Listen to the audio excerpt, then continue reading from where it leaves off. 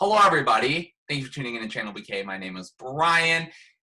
We're at the end of the year. Things are crazy. If you guys want, don't spoil yourselves yet. Maybe you can watch this video and then see all of my list videos that have come out. But you know what? We're just not going to beat around the bush. We're going to get straight into it. We all know who the second host of the show is, Joshua Kirk. How's it going? Doing pretty well considering we only have 10 more days left of this god-awful year. Yes, we are all ready to move on. That's why I chose the thumbnail that I chose for all of my list videos, because it was an atomic bomb. That's how I felt like this whole year was. Oh yeah. And I noticed I didn't see any like worst lists or anything like that. Last year definitely was diverse with, I tried to put in a couple worst of things, but yeah, this year I'm like, you know what? Let's just be positive. Oh, And besides, yeah. I don't look for the negative stuff. Like, if I want to listen to an album and it ends up not being good, then it's not. But I don't go out to listen to, like, terrible stuff that's come out this year. I try and stay away. I respect that. Yeah, for real. So now that I finally realized I meant to do gallery review, but we're in gallery review now, we're going to go straight into it. This list is actually going to be very different. So again, we're going to do albums, we're going to do songs, but we thought we'd change it up. Instead of doing like an artist we're looking forward to, Josh and I have an album each that we consider a classic. For me, it's going to be a teaser for one of the albums I'm going to be reviewing for my Classics week. And then for Josh, it's just going to be an album he talks about that's a classic that you should listen to both of them. I figured what better way to kick this off than with the artist that I talked about for my single last time. Of course, it's my boy, Aesop Rock, and his new record, Spirit World Field Guide. Are you ready for a controversial take? This is my favorite hip-hop album of 2020. Like, Whoa. of course, Aesop, he's like one of the most ambitious and kind of like linguistic figures in all of hip-hop. And this album, like, it sounds like the kind of thing that he's been sort of working on for years, like, as you could tell from like the opening track where he's sort of talking about how, you know, my travels here, you know, have been many, and he essentially creates this album that's like all about like supernatural kind of, you know, traveling and stuff like that, and it's like really one of his best albums. Like it's about as good, if not better, than like 2001's Labor Days, which is definitely kind of his masterpiece. And a couple of standouts for me, like Attaboy, the beat on that song is like really insane. That's a good song, yes. Oh yeah, and also I really like the song Marble Cake because some of the lyrics on that track very much sum up 2020. Like the line about roasted marshmallows over the magma has been canceled is like, yeah, it's pretty much metaphor for like, you know, concerts and all the normal family gatherings just not being possible during the pandemic. Yeah. No, I agree. And honestly, I wasn't the biggest fan of Malibu 10. I know a lot of people were. I thought it was all right. Yeah, I was all in on that record. I love it. I am glad that he's come back with like a solo album after like about, you know, the 4 years. Malibu kind of was cool. It was all right. I just think Tobacco's production was kind of the part that was very, even though Aesop killed it, I do think this album was a lot better than that. So I do give him props for that. I did enjoy this record a lot more. Yeah. He like, even though, yeah, I saw it didn't make it in your list. Yeah. Oh, okay. You're about to throw shade at me. I see how it is. Okay. Yeah. I mean, I remember seeing the list being like, where's Aesop? Probably one of the most promising artists in indie music right now is a guy named Barty Strange, and his new record, Live Forever. Really one of the best debut albums of the year, in my opinion. And he really does a very interesting mix of sounds. Like, I mean, obviously there are cuts like Mustang and Boomer that are like pretty typical kind of emo rock songs, like that kind of sound like Block Party a little bit. Cool. But then there are like other moments like the opening track Jealousy, which is kind of this like breezy kind of alternative R&B, or there's a cut on here called like Flagey God, which is like, you know, the production on that song kind of reminds me of like a Nine Inch Nails song. And also just an incredible singing voice and pretty strong songwriting throughout on this thing. And you'll probably also dig this. He's also got this project or album that's called like Say Goodbye to Pretty Boy. That's like an album of like the National covers. So I was gonna say you already made me interested from like the couple like song and band comparisons. So oh no, yeah, sure. and also he's really into the National too. Uh, yeah, yeah. Moving on, I'm gonna go into some heavier territory and talk about the new record from Deftones. This album is called Ohms. Like Deftones. The interesting thing is, I've always been aware that Deftones are like a very influential band for like a lot of like alternative metal and like Yeah. kind of heavy rock music that has sort of a shoegazy tone to this. But this album, believe it or not, is actually the first full Deftones record I've listened to. And I will say this, like this record is awesome. Like there are definitely plenty of highlights for me. Like the opener, like Genesis is incredible, just like a very powerful song. Like the moment Chino Marino's like kind of screamed vocals come in. And then also there are other moments I really like the first three songs on this record are like really strong. And also I think the album ends on a really good note with like the songs Headless and the title track Ohms. So I definitely want to hear more of their older stuff because it is just like it's really one of the most well produced like hard rock albums of the year. And then moving into another rock record that is definitely like similar to Deftones, but not quite as metal. Definitely more the shoegaze aspects of them. That record is called The Great Dismal from a band from Philly called Nothing. That's Like, around. That's like your neck of the woods. oh yeah. This is like my neck of the woods, and really, it was actually back in 2018 when I heard about this band because they had just released an album called Dance on the Blacktop. I didn't get to listen to it though, but then they came back with this new record, and and hearing really interesting things about it, I'm like, oh yeah, I want to check them out, and I'm definitely glad that I did. If this record didn't quite hit me the first time I heard it, it sure as hell did the second time I listened to it. Like, actually, quite a timely rock record for this year because, like, yeah, apparently the band during like the first few weeks of the pandemic, like quarantined with their producer in the studio to like work on this album. And also like this is definitely one of my favorite shoegaze albums of the year because I'm kind of picky when it comes to my shoegaze. Like, um, I kind of like you know, meaning like very rarely can it really like connect with me, but this album I actually connected to it quite a bit. Like, uh, beautiful layers of noise, and it's the kind of album where the lyrics don't quite they're not like super in your face. You really have to listen before you really understand what the songs on here are really about. But yeah, I thought this record was incredible. You think I've talked about some outliers on here? Well, just wait till you get to the next two records. I'm gonna go next to an album that Anthony Fantano of all people introduced me to. So glad he did, and that is from a rapper named the Koreatown Oddity, and his new record is called Little Dominique's Nosebleed, or technically it's his latest record. This came out in June, but it's only now when I feel like a lot of people have really caught on with it.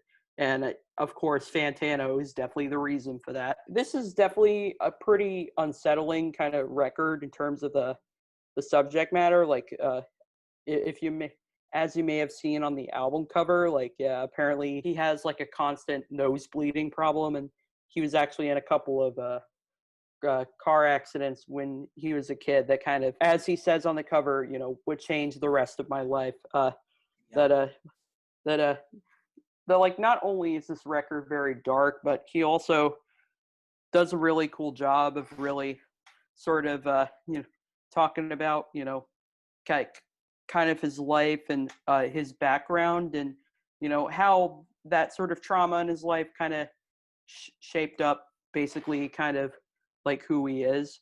It's a very immersive and kind of heady hip hop record. It's definitely one of the least accessible things I've listened to this year, but also quite compelling. So, and definitely kind of in the similar camp as maybe like Quelly Chris or something like that. But yeah, and then my final record is actually one that like, I put in my top 10 for the Uproxx Critics poll. Like, this one kind of slipped into my top 10 at the last minute. So you'll see this in my top 10 when I do the video, obviously. From a Japanese, like, ambient folk singer and musician named Ichiko Aoba. Like, it goes in the category of, like, artist names Brian can't pronounce or something. Yeah, but the record is called "Windswept A Dawn," and yeah, this is also a record that Fantano reviewed quite positively. Like, and I kind of came into this record thinking, this seems kind of cool. A lot of people, at least on YouTube, seem to be drooling over it. When I heard it, I literally just kind of had to take a moment. I was not ready for just how gorgeous and serene this album is. Like, in fact, it may very well be, the most calming record of this year, which is literally just one of the loudest years you could possibly think of. Exactly. You need music that just kind of puts you in the moment, like and interestingly, the arrangements, like some of the guitar playing and like the usage of strings and flutes, kind of remind me of like Illinois era Sufjan, but like not, but definitely not as emo though, because this record is, it definitely, it's sort of like it's sort of like ocean water and just how like cool and kind of resilient it is. So definitely very lovely and spellbinding, like chamber folk record is how I would describe it. But yeah, those are my albums. Man, Josh has just been dragging me this whole time we've been talking again. Oh yeah, I'm my pretty goodness. proud. I'm pretty proud of my list because I have a lot of like outliers. I mean, I remember looking at your list and being like, oh, his picks are way more streamlined than mine are. Hey, nobody gave a shit about the new Knuckle Puck. So I feel like that was my outlier of like, I got this one. He makes fun of me for it, but these albums are very much not super predictable, but kind of predictable. A little bit. Well, I'll tell you why not. So the first album is the sophomore album for singer-songwriter Novo Amor. Cannot Be Whatsoever. My whole joke with this artist was I heard one of his songs, Anchor, in like a drug commercial. I'm like, this guy sounds great. And then I listened to his stuff. I'm like, this guy's amazing. And his first album was spectacular. I talked about it a lot in my runner-up albums. I think the middle of this album is amazing. I think the beginning and the end definitely lack a lot. He definitely experiments a little bit more than kind of his spacey, dreamlike, kind of Bon Iver styled singer-songwriter music. Or Phoebe Bridgers, maybe. Or Phoebe Bridgers. Like there's a little more electric on this album. There's a little bit more of a ruggedness and a more intense sound to it. But then there's also some of his most ambient stuff. And it works to various results. But no, I still think it's a solid follow-up, and I was very excited that he followed up his album, not in a bad way. The next song is my goodness. The next album, I am so sorry, is an album that you and I agree on. There is an album that we love a lot, is Songs by Adrian Lanker of Big Thief. Again, this was in my albums of the year. It's funny, because I liked the last Big Thief album that came out, and then I loved Two Hands, which was the second one they came out with last year. And the more I thought about it, the more I'm like, the first one was kind of okay to me, the second one was great. This is even more vulnerable and more stripped back than those albums. And it's kind of uncomfortable, but in a good way. Like, I was very stunned by how stripped back it was emotionally. And even as someone who's been a Big Thief fan, honestly, since their 2017 album Capacity. Like I think this record may even be a little bit better than like that album, or even Two Hands, the last Big Thief album. Yeah. Yeah. Yeah, it's very good. I was not expecting it to be what it was, but no, it was very good. Country album, once again, what a weird year.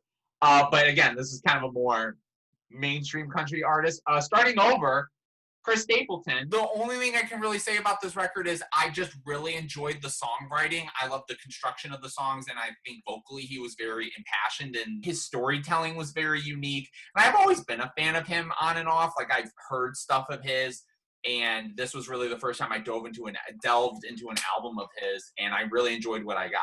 Very solid album. Again, this is also on my best albums of the year. But now the final two are not in the final list. They are later additions as well, and I think these are, again, just two albums I've been listening to. We have the sister album to Folklore, Taylor Swift, Evermore. Once again, two of her albums in 1 year that I enjoyed. Again, what a fucking weird year we've had. But I will say this. I know my co-host and the co-host of the show disagrees. I still think Folklore is better than Evermore. I do feel like Evermore was a little bit more like experimental in terms of her going more singer-songwriter folksy roots. Yeah. I do feel like there was a vibe to the album though that felt very one note, a lot of it. However, the final song on this album I was shook the way that transition of Justin from Bon Iver came in, and I was like, oh my God, this is like rivaling Exile. Like, this is what I thought a Bon Iver collab would be. Like, that's what I was expecting. Exile was totally different than that. I think The National's good on it. Haim, I thought, was kind of like I felt like they didn't need to be there. Like, it didn't seem like they're contributing. Well, yeah, I strongly disagree with you. I love that song a lot. And actually, the National collab, to me, just felt kind of like a National song. And Taylor felt barely on it, in my opinion. Yeah. I like some of the songwriting on this was definitely more interesting than the last album, like very specific. And again, I know this is a weird comparison, but it felt Sun Kill Moon. It felt so precise and so specific, and it was almost like you were taken away in this scenario. But I don't know. I think Folklore just has the songs on there I think are stronger that I like. And I do think some of the places she went on there were a little bit more unique or just good for her. Like, and it sounded better versus here where I felt like it kind of felt one sort of similar thing. And then, yeah, it was like a feature song or a little bit more up-tempo. But that's just my opinion. But the final album, which is an album that I am gonna speak a little bit more positively on, is the third Man on the Moon record by Kid Cudi. I don't know what happened to him 2014, 2015. He started kind of slipping away, and then he was sort of coming back, and then Kids See Ghosts, which I still think is like the best sounding thing he's ever done. Yeah. But this album's still very solid. I do think it's a tad long, but I like a lot of the features, including Phoebe, your girl. I thought that was a good collab. But no, it sounds like good Cudi again. I think he sounds a lot better, and I think the production was very well-rounded and really well put together. Again, I think it was a slight bit too long, but I do think he did a lot of interesting things and also kind of harkened back to old Kid Cudi, but refined. So, but no. Oh, yeah, and I think it kind of has something to do with, like, he sounds maybe like, he sounds like he's genuinely like doing better mentally, and so like, because I kind of feel like kind of the reason why at one point he kind of like really like kind of got stuck in the mud is because his emotions were kind of getting the better of him or something. No, and that's good, and I do think this sounds like a more cleaned up Cudi, and I think that's really, really good. So, but yeah, those are my albums. We already talked about his albums. We're just gonna go straight into the songs. Come on, it's the holiday season, everyone. Whoop-de-doo. So I'm gonna go first. I'm actually gonna go with a different song first. It's the same two songs though that I have on my list, but I don't know how familiar you are with this artist, but this song is by an artist known as Kenny Hoopla.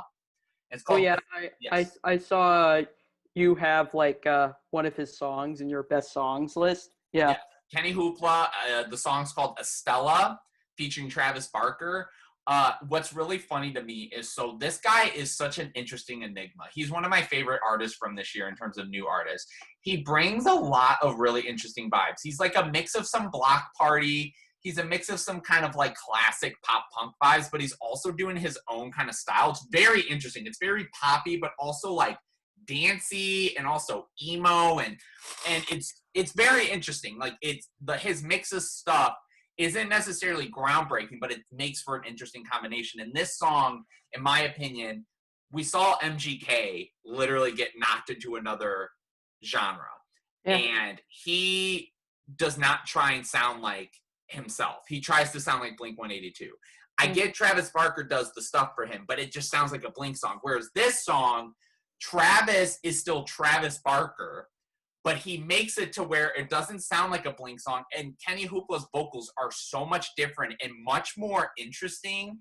And it's a very short song, but it's great. Like, I think it's such a great, quick pop punk banger. And I want a full album from Kenny Hoopla because I'm very interested to see what he could do on a full album. So very interesting, very fun song. And then the other track, which is in my favorite singles of the year, is 45, the return of Jack Antonoff with Bleachers. Chinatown, I'm indifferent on. I don't think it's like terrible. I don't think it's great. 45, though, is such a unique turn for them. It's not overly produced. It's stripped back. I think the songwriting's good on it, and Jack's vocals are some of the best I think he's had on any of his songs. And I just think it's a really great, like, emotional love song. There's a lot of different stuff going on, though, in terms of that songwriting-wise. But, yeah, I think it was a really good track. And these are two very different tracks. One's more softer, one's more in your face. But, no, I'm excited for a new Bleachers album, and I'm hoping we get a new debut Kenny Hoopla project in the new year. So, but yes, those are my two songs. My songs, like, well, this first one is technically a couple of songs of another artist from Philly, my neck of the woods. Yeah, this is the rapper Tierra Whack. The first, the first song of hers that I want to talk about is Dora, which is kind of this very cute, kind of heartwarming trap song that is actually kind of Tierra sort of looking at her fame. Like, the music video for this song is like really dope. It sort of reminds me of like 90s, like, you know, yeah, it looks kind of like a Sesame Street video a little bit, which I think is kind of cool. And then another song that I want to talk about is the song Feel Good. This very beautiful and kind of reflective R&B ballad that really shows Tierra kind of maturing a little bit. And like, the song is really short, but it's like, you know, you listen to it and, you know, you just kind of feel good after listening to it.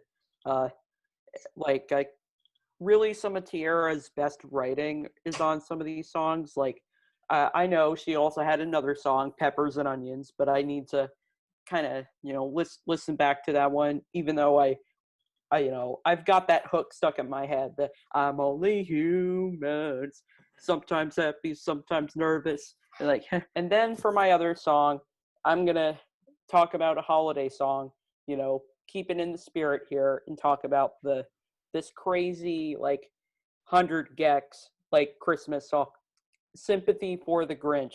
That just means, Joshua, like, you know, everyone's like, who needs to put out a Christmas album? You think of the normal people, but nobody thinks of 100 gags. Maybe 100 gags should put out a Christmas album. Oh, yeah, and it would be actually pretty fire, I think, actually. Yeah. I mean, this song is definitely proof of that. I mean, I really like how they're taking the stupid horse approach and, like, going ska again with this song. I mean, they are full on doing it. Like, the drums, the bass, the guitars, like, it's clear they worship Sublime on this song. Like, and also it's like a very hilarious song where basically, the narrator just, like, never got what they wanted for Christmas, and now just wants to, you know, get naughty and, like, steal Santa's bag of presents and stuff like that. Definitely, Sympathy for the Grinch was a perfect title for this. And yeah, like, obviously the vocals are like, auto-tuned and distorted to high heavens. I'm because it's 100 gex, bitch. Yeah. Yeah. It's sort of like how it's sort of like that phrase, it's clipping, bitch. Like you know, that was You in were like a totally different person this time. You're like taking the trash out on me, like you're throwing me under the bus. You're like saying some of the wildest stuff. You are something else this time. I love it. yeah. But yeah, I love this song. Like it's definitely been on repeat for sure. Because 100 gex are one of those artists where you listen to one of their songs and you like can't stop listening to it for like days. It gets stuck in your head. That's what they Oh do. yeah. I mean that's why initially you may be like, "What the hell is this?" But then 100th time you're like da da da da da da da da da da da da da da da da They're just da ahead. da. They're just ahead of the game, you know? They're All just right. ahead of the game. But no, that is a good song. So yes, you should listen to all those singles. Very good songs. But I'm actually gonna throw it over to Josh because he thought it'd be fun because I know he doesn't do it, which isn't the biggest deal, but I've sort of taken Anthony's sort of, hey, I think I should talk about classic albums. It was something I thought that would be cool to do over the end of the year every year. And I kind of suggested it to him, like, hey, I'm going to tease one of my reviews. Do you want to do a classic album as well? And he's like, sure. And I think the album that he picked is a very, very, very, very important album. And I do, but I 100% agree that it's a classic. So, Josh, what is your classic album to tell the people? And introducing DJ Shadow. Like, Mm-hmm. oh yeah, it's funny. Like this album, even though it's been around since 1996, it's actually only really just now I started listening to it. But I'm gonna be honest. Like, if I listen to some of the other stuff I talked about quite a bit, I listen to this album probably more than like all of the other stuff I've talked about. It's that I good. I vibing this album for like 2 weeks now. Like some of the most unique sample based music I've really ever heard. I mean, like I really like a song like Building Steam with a Grain of Salt. Like the pianos and like the choirs on that song. Like yeah, it literally sounds like maybe like a John Carpenter score a little bit. Like I mean the piano kind of reminds me of like the Halloween music or something like that. And then there's also moments like the the song Mutual Slump, like the drum sound on that song is like incredibly crispy and very well incorporated in there. And then also there's this really like kind of vibey, just sort of like moments where you just want to chill out. Like I'm talking about cuts like maybe Changeling or Midnight in a Perfect World, or it's definitely an album that even though it is pretty seminal and influential, it's the kind of record that still feels very fresh and creative today. And I'll tell you, kind of how I first discovered DJ Shadow was through actually Radiohead. Apparently, were huge fans of this album, and the song "Airbag," the opening track from OK Computer. They basically tried to emulate DJ Shadow by kind of programming the drums in a cool way. Like if you listen to that mix, it sounds kind of hip hoppy, like and some of the guitar sounds on there, like near the end, sort of remind me of some sort of some sort of crazy sample that DJ Shadow would just kind of scratch into the song to create a particular vibe. Like this album, it is it is a journey, a very immersive one in that too. Yeah. Yeah. No, very good choice. Now, it's funny. So I kind of could pick any of the albums that I'm actually going to be putting up for Classics Week. So he doesn't know the other ones, but he does know this one. This one's not necessarily a game changer like that one is. It's more of just, I think, a seminal album for myself and for this artist. And that is the second album from The Tallest Man on Earth, The Wild Hunt. It is the 10-year anniversary this year of the record. It Yeah, was yeah, yeah. yeah, It's funny. Yeah, it's funny. Like, I'm not familiar with this record, even though I've heard of the Tallest Man on Earth. yeah, no, yeah. Tallest Man on Earth is one of those. He's one of my favorite modern singer-songwriters. I got introduced to more of his newer stuff, and then when I went back, I was more excited about his older stuff because Dark Bird is the album I got onto. And I wasn't a huge fan of it. I didn't like a lot of the instrumentation and stuff, but when I went back and heard like I was gonna say Shallow Grave. Whatever I think Shallow Grave was his debut album, I believe. If not, I apologize. I think, because I know that's a song too, I believe. But his second album is just not hit. It's just amazing songwriting after another. It's him sort of taking his sort of lo-fi, in the moment songwriting instrumentation and just cranking it up. The last song on the album is a big sort of tease into what he ended up doing with his next album, and then obviously Dark Bird as well. So I think it's definitely an important part of him in terms of the transition. It's so re-listenable, so catchy, but also so haunting and beautiful, and I Like, just sounds like the first. Yeah, yeah. Do you think maybe it sounds like the first Bon Iver record or something? I would say it's definitely not as chilly. Like, obviously, I ended up actually reviewing that album. That's one of my favorite albums of all time. And that album's super depressing. Hella depressing. So, like, Oh, I yeah. would say it's kind of in the veins of, it's obviously we see where Bon Iver is now. Like, he's gotten bigger, and then he got more like electronic and experimental and stuff. It's definitely in the vein of, it's like that, where it's his most stripped back music, I feel like. It's definitely one of my favorite modern sort of indie folk records, and I loved his debut, and I think this is, again, just he's refining that skill, and it's so much more tight. It's much more put together, much more, I think, his vision, and it's just a phenomenal record. That is mine. I'm not going to say too much more than that. I'll go into way more in-depth detail in my classic review, so once that goes up, I hope you guys watch it amongst the other classic reviews.